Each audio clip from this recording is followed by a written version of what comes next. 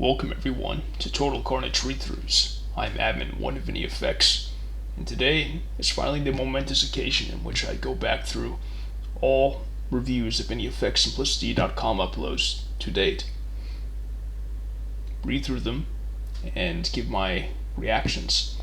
So, I was a bit misleading when I said that I would be doing it in purely chronological order, because the way to do that basically would be to either go to the reviews page, which contains all reviews ever written, from the beginning to the present, or to go to Admin 1 page and go back and forth determining what all reviews were made on which date. So I think what's better is that if I just go to my uploads from oldest to newest and then just read all the reviews there. So, firstly, fresh out of the gate, unless there's some last-minute drops that I discovered, or that I will discover, there have been 5 new reviews since I started my campaign. So, we didn't technically hit the 7 review goal, but 5 is still a pretty good number, and I appreciate everyone who left the reviews, some of which were intentionally quite long. So we will get to all of them over the course of a few videos, I think. So my first ever upload in 2017 was the map along with a track called Thresholds of Right, which was a single level that I made for Tempest Ray, and that was purely Wolf 3D based, meaning that it was all flat, all grid based. So if we go here, we have just one review by Spooky on January 6, 2018. He said, "Congrats. Loved playing this co-op with you. It was a very impressive early effort. Keep them coming and keep shooting. Kindest regards, Spooks." So there we go. Thanks again to Spooky, because he's been sort of a supporter of NEFX from pretty early on, and he kind of saw the vision. Maybe on some level he was biased in my favor because we've played many good games together. Especially around this time in which he left the review. But I'd actually sort of forgotten at first that we had done the co-op. I think we did it around the time that I released the level. I mean, obviously, because we wrote this in January 2018, and this was released, I think, the summer of 2017. Yeah, August 9th of that year. And playing cooperative on it is pretty funny because, at least from the get-go, from the very start of the level, I didn't really intend for it to be played in co-op necessarily, and it's already pretty narrow. You start off pretty much fresh out of the gate with a lot of heavy combat. You get a lot of enemies coming at you, and you have to navigate these sort of narrow spaces really quick. But that just made it all more hilarious in a way. To a degree, I think, unless you're playing like a cooperative only scenario like Dark Rose or something, which is really good, check that out. And Spooky and I played that one together too, at least the first few levels or so. But unless you're having a cooperative scenario like that, I think to a degree, if you decide to do a cooperative game, you've sort of set aside for a moment any sense of extreme pride about doing everything really properly and being all hardcore, because you are ultimately depending in part on the others around you, theoretically. And so you're more just sort of having fun and clowning around oftentimes. That's what the experience has often been for me. Alright, so that's the only review so far made for Thresholds of Right. Check that out if you haven't already. Again, a solo level for Tempest Ray makes use of just about all the textures in a pretty deliberate fashion and very action-packed.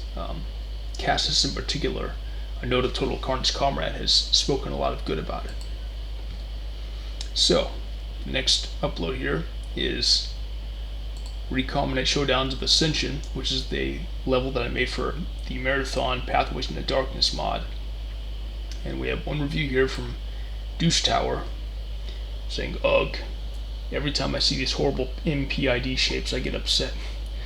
As I understand, he's quite a purist about the textures, and indeed he stayed pretty faithful to the original Pathways in the Darkness when he made ALPID, unlike Winterwolf, I believe, who made this Marathon Pathways into Darkness scenario. And I can understand where Two Showers coming from, but to a degree I actually appreciate what Winter Wolf did. And by the way, he ultimately abandoned it. This is based off of an incomplete sort of earlier version that he never updated. And to that point, I can understand, like looking at the screenshots here, if you could see the heads-up display, like that right there, that's pretty tacky. It's supposed to be like a dead watch, and it probably was meant to be updated later before Winter Wolf abandoned it. But I like having this mod because it still keeps a lot of the aspects of Marathon, the original Pathways into Darkness. It also has well, it's very adaptable for one thing. You can make levels, custom levels with it that aren't buggy. You try to do the same thing with AOPID and you get glitches like it. It automatically assumes that you're in that dark level without a flashlight, so you always have these the rats running across your screen at all times, and things are just kind of glitched out. So it's easy to just make levels like this, including with height variation, which this didn't include. It was structured in much the same way as the last level I just talked about was, Thresholds of Right, but you can actually make MPID levels with height variation, and in fact you saw that if you saw my playthrough of I think it was Dave 2. It was like a sequel or prequel to Dave Demo.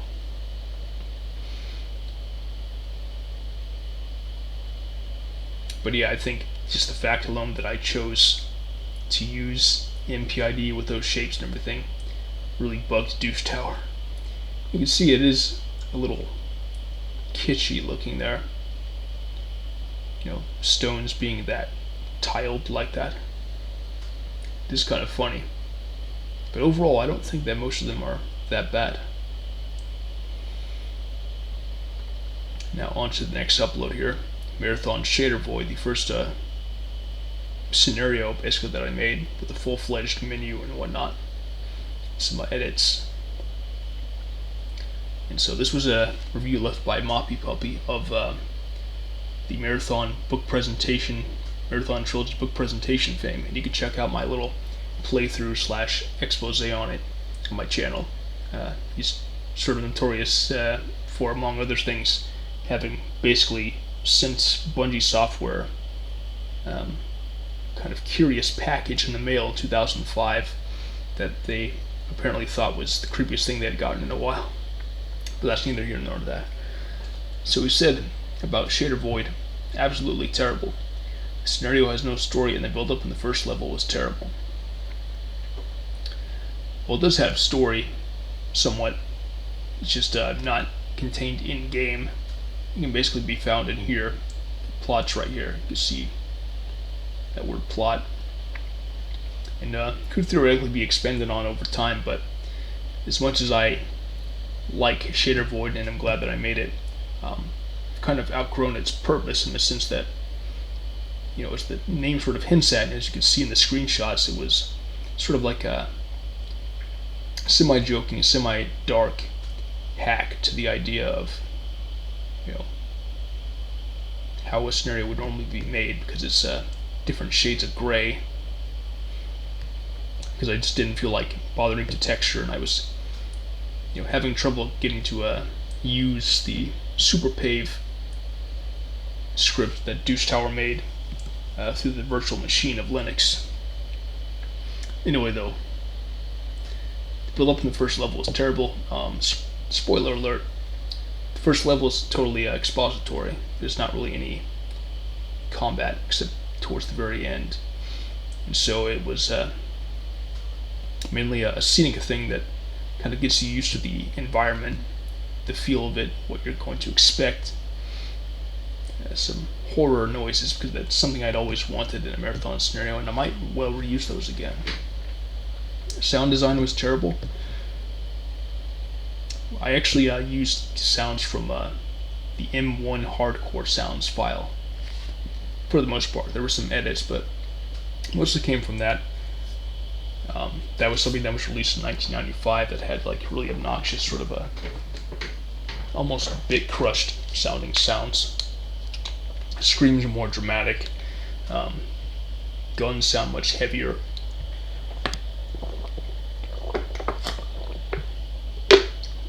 And the sound quality was quite lesser, which is pretty normal for that time. And I knew that it was sort of obnoxious, but that's sort of the idea. Which, I mean, it's fine if he thinks it's terrible, but that's right. But it was part of the sort of surrealist horror aspect that I was going for with this. That was still pretty campy, sort of like Evil Dead 2 or something, somewhere between 1 and 2. Too many fake terminals. Yeah, after a point that became decorative, I was just sort of eager to just get the scenario out, and after kicking around some ideas for the plot, I just sort of lost interest, but the terminals were still there, so I just kept them around. SMG is placed in an area that you can only get to after you've cleared the whole level, so it's effectively worthless. It really depends on the level, or the order in which you proceed in the level, because I made it a point in the level called What We Do Is Secret that you can go through a level any way you want, and I believe that I had placed it where it was visible so that you could see it and you could try to get around to it. But yeah, I could see how that could be kind of a bummer if you just killed everything and then found it. After clearing the last level, I had no idea how to exit.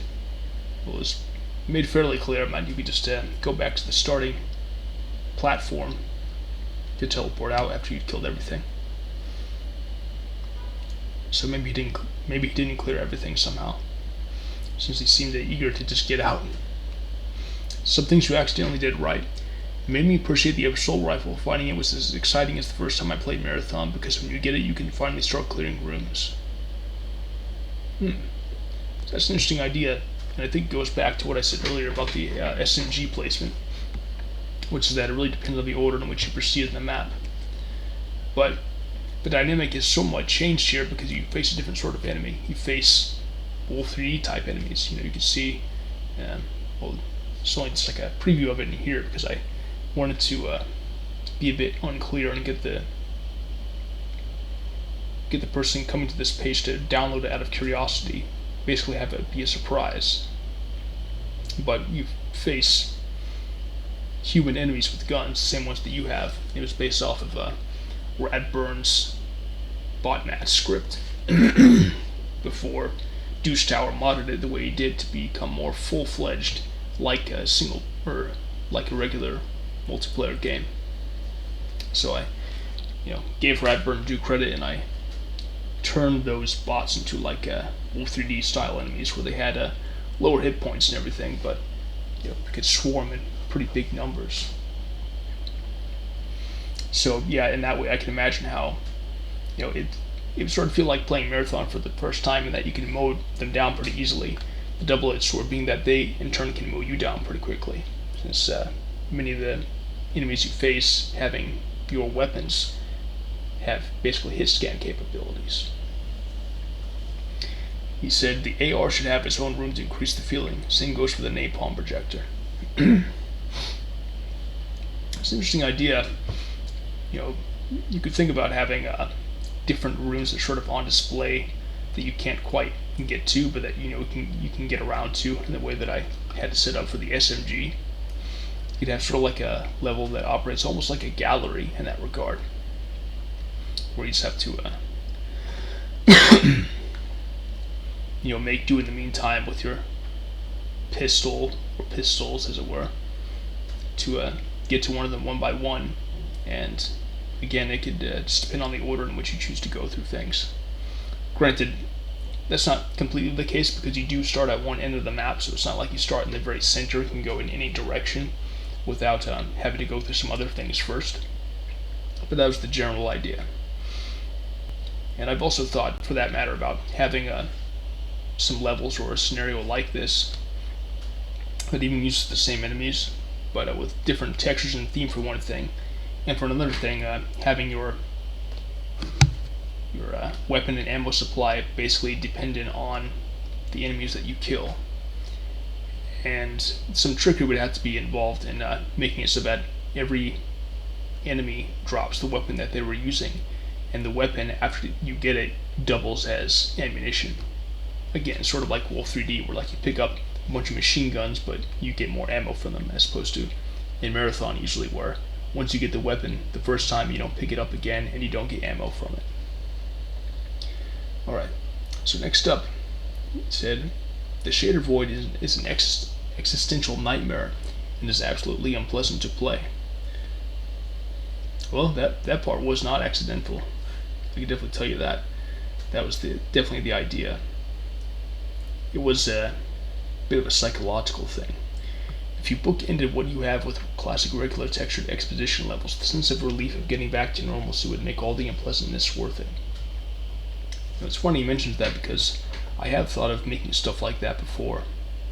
Like maybe eventually having the shader void return in the middle of another scenario where you have to go back to it.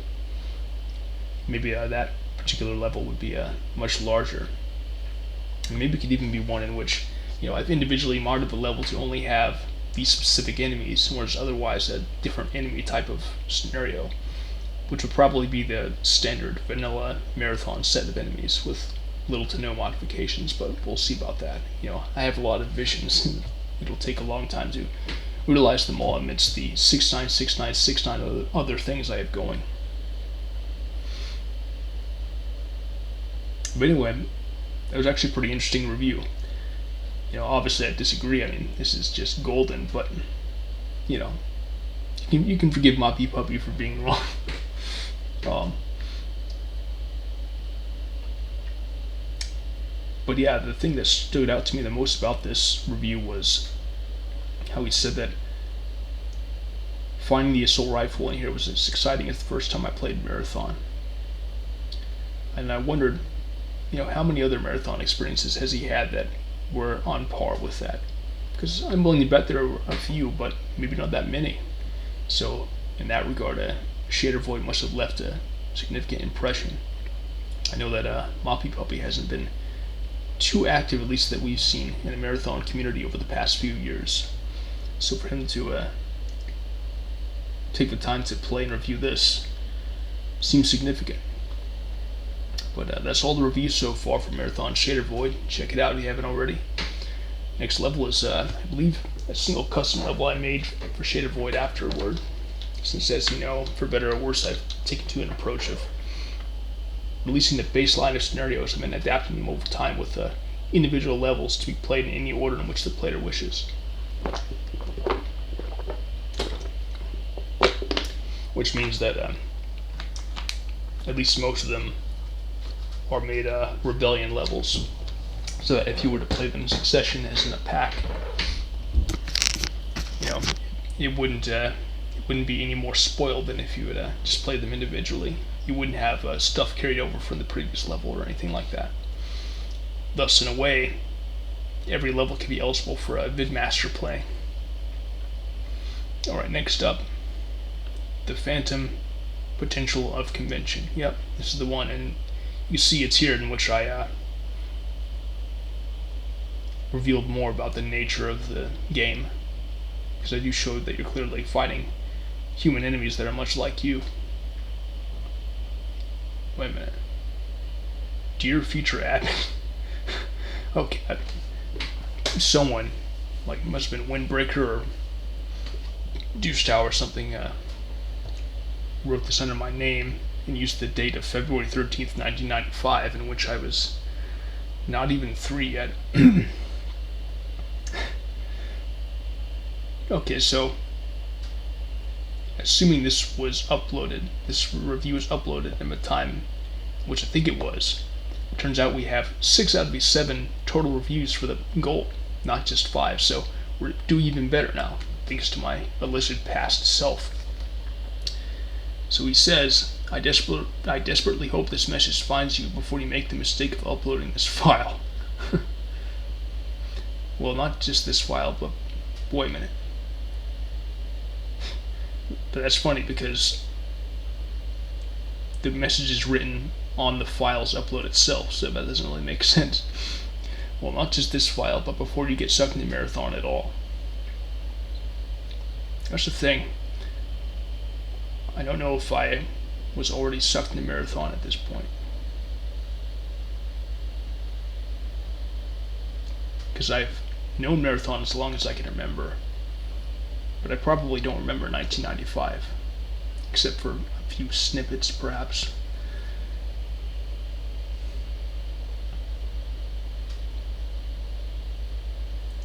But then again, I guess the idea is that the future me is going back into the past to write a review that could get transported to 2022 from 1995. This is probably going to be saved for the NEFX Marathon story page.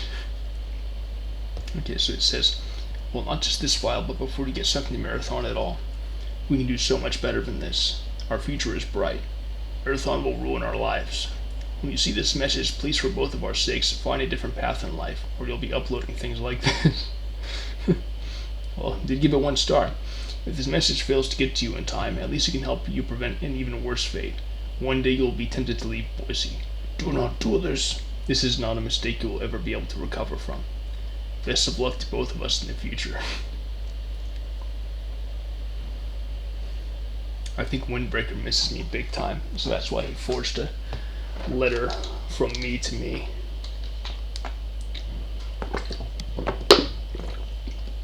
I can't really blame him. And, you know, having to leave the Boise crew is one of the hardest things about moving away. But, you know, it's an interesting point about the idea of Marathon ruining our lives, because I don't believe that it has. But you know, I have sometimes thought, like, I've always played Marathon at least a handful of times every year for as long as I can remember. But it was not really until 2016, when I really got into it in earnest, where it kind of snowballed and it started becoming a pursuit to me, like an active pursuit beyond just playing and thinking and speculating about it endlessly.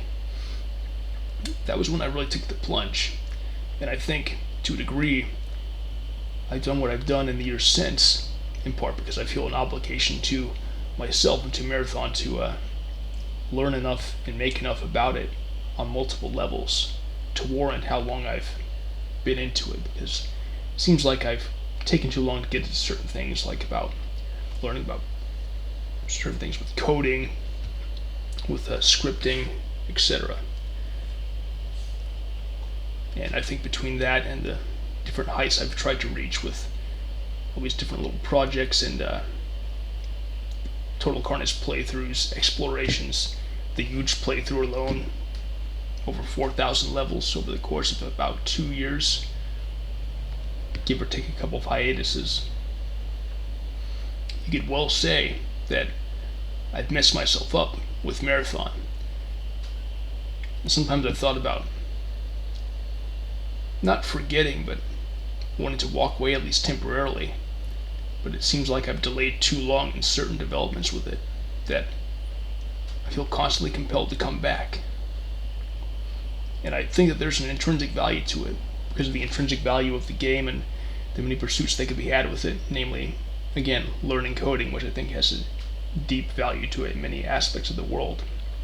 And also just self-challenge, drawing inspiration from literature is arguably contained in the terminals and the plot and everything. Creativity, craft is found through mapping, physics. It just seems like this is a good vehicle through which to realize those things that can be applied in multiple other places.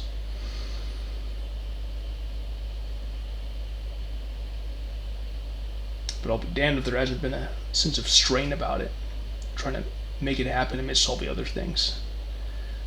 I think that's something I'll want to delve more into when I do the Tempest Irae Total Carnage playthrough. I'll be going through different topics, spurred in part by the fact that it'll be my 10th anniversary playthrough and everything. So I'll go more into some of this stuff then, I think. But I think that's it for now, for this one.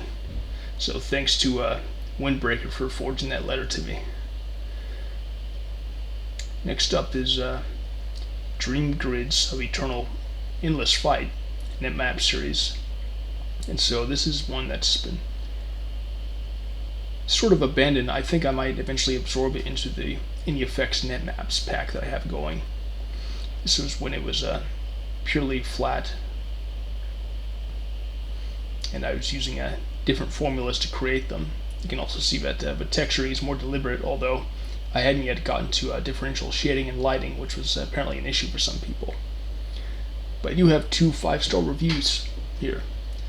First from Aqua Teen Hunger Force, or often Aqua for short, known in the Discord as Captain J-Tag. He says, terrible design, terrible everything. 5 out of 5 for it being so terrible. I think he's just saying that. I mean, ultimately he did give it 5 stars. But I'm aware that there's, among certain people, a kind of morbid appeal about NEFX maps and NEFX dimensions in general, in which people are really drawn to it much as they would be to a B-movie or something like that, you know. Something that's so beyond the pale of what would be considered to many acceptable, that it just makes them laugh, you know. And there's some stuff that I've experienced that way, you know, even like wonderfully bad songs that I'll visit periodically over the years over and over because I just get a real good laugh out of it. Maybe there's something to be said about that for my maps to some people. I mean, that wasn't the intention, but I don't mind if it's a side effect at all.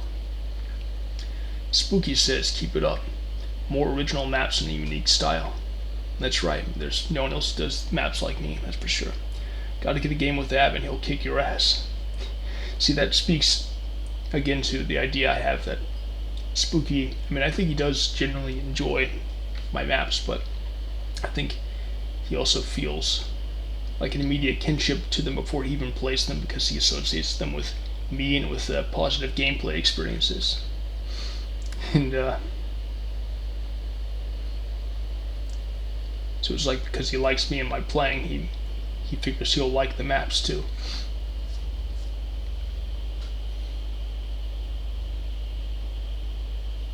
I think those are good to look at though, seriously. Check it out. Dream Grids of Endless Fight. 3 multiplayer maps in a unique style. So, no reviews for Mito Transformation. No reviews yet for Silent Words of the Spaces.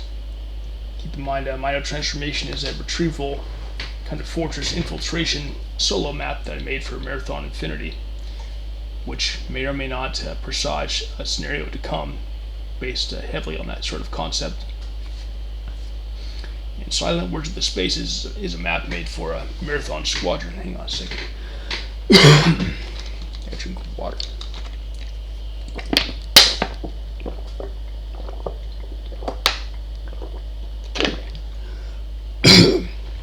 Okay. Might be a little better.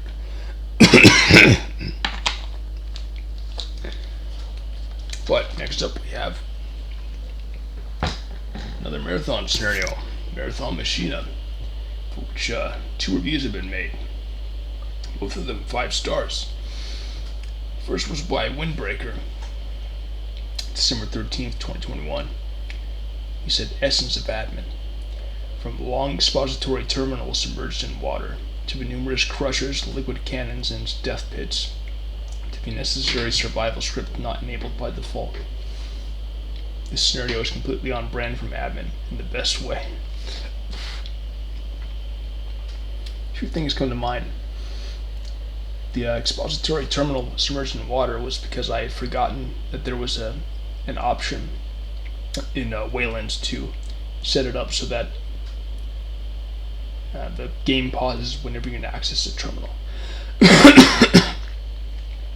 Because the idea was that, I wanted a place beginning of the map that was safe enough, that is removed enough from any combat that you could safely read the terminal, which is pretty long, read it in time, and also still enough of a hazard that you couldn't just stay there and stay all safe and snug the whole match, because it's a survival based scenario.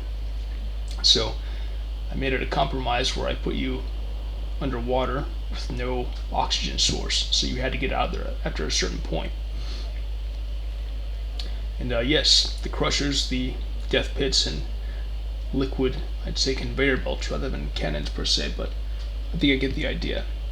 Those are definitely a big feature of NEFX maps, because I like creating maps in terms of interrelating units that are basically based off of some of the most distinctive features of Marathon and its engine, and so those things are a big part of it. I should also say uses heavy teleporters too. Death pits, though, I wonder which you might be referring to the part like in the first level that is to the north of your starting point. About immediately there are all these kind of pits separated by elevator platforms that take you up to the top of them. Sorry, my throat's just really hoarse right now. But anyway, and I'm also thinking of fixing that survival script not enabled by default issue. I just need to embed it in the level. So that's one of the few things that I need to get around to with some of these scenarios I've made that I just haven't yet, because that would be a better thing. And I would add levels to that going forward in that way. Keep in mind, I am interested in making more levels for Marathon Machina, and I've already begun work on some of them, so we'll see how it goes. But it is funny from what he's talked about, both in this review and, as some of you might recall, in the podcast, the Ventcore episode 2, he talked about branding, the idea that I'm sticking to a specific style out of a sense of consistency and familiarity with a brand. I know he meant that facetiously, most likely, but it actually wasn't the idea. That being said, I do love the idea, I think implied here, that it's not so much about branding so much as about, not only style but psychology, where you'd expect something like this from me, because it's like the culmination of so many impulses that I've had up to this point that, Windbreaker listed, where it's like, yeah, go figure, admin would do something like that, and yet taken to the next level, where it's even beyond what I would normally do in that regard, but still, who else would do it? But anyway, he then says, however, is the NEFX soundtrack, coupled with the textures made up of overhead map screenshots, as well as the main menu/title screens, that are in this one level scenario rare 5 fun robbers from this guy. Good job. Thank you. I do agree, it's a good thing. And it is funny, that I use textures made out of overhead map screenshots. I thought it was a good way to, for one thing, keep a bit in keeping with the theme, because it is sort of a otherworldly, those patterns, but they also kind of look like parts of microchips to a computer or something. There's a general sense that you're inside of a machine, and that was a good way, an easy way to just give off that feeling using already existing images that are in a sense original because I made them, because they're maps that I made. And and for that matter, as some of you have seen, I have, especially in the t-shirts that I gave Windbreaker and also Eddie Dingle, I've been exploring ways that I can make visual art that's based off of manipulated fragments of maps that I made. And that way I could help kill two birds with one stone, as it were. Working on art and working on maps are the same thing. And by art, I mean something that can be used for textures or like soundtrack album covers, things of that nature, t-shirt designs. I'm interested in getting to visual art in some form or another, amidst, again, the various other things, just a Marathon world alone and outside of it that I'm getting to. But we'll see about it. And then Irish left a very good review as well, saying even better than I expected. textures or grid map screenshots. What more can you ask for? A good/bad trip simulator. Yeah, you know, as the opening terminal kind of implies, it can be good or bad depending on your interpretation of it or how ready you are for it. You know, there's certain things where people of a certain level of advancement in their own minds find something to be terrible, like the worst thing to suffer ever. I mean, those of a higher level don't see it that way at all. They see it as a privilege. I'm being facetious. I'm not saying anyone who dislikes this scenario is a lower level, but you know, it's fun to act braggadocious like that.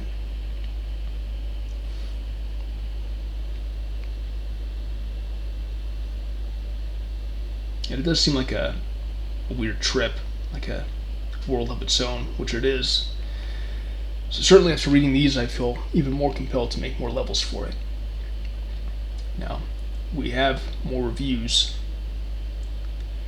We haven't even gotten to perhaps the most controversial upload on simplicity.com ever, but we'll see about it. For now, I'm out of time. Thanks for watching, and next time on Total Carnage Readthroughs of NEFX simplicity.com uploads. Of those, we will go through those for the NEFX map templates and beyond. Until then, thanks for watching. Bye.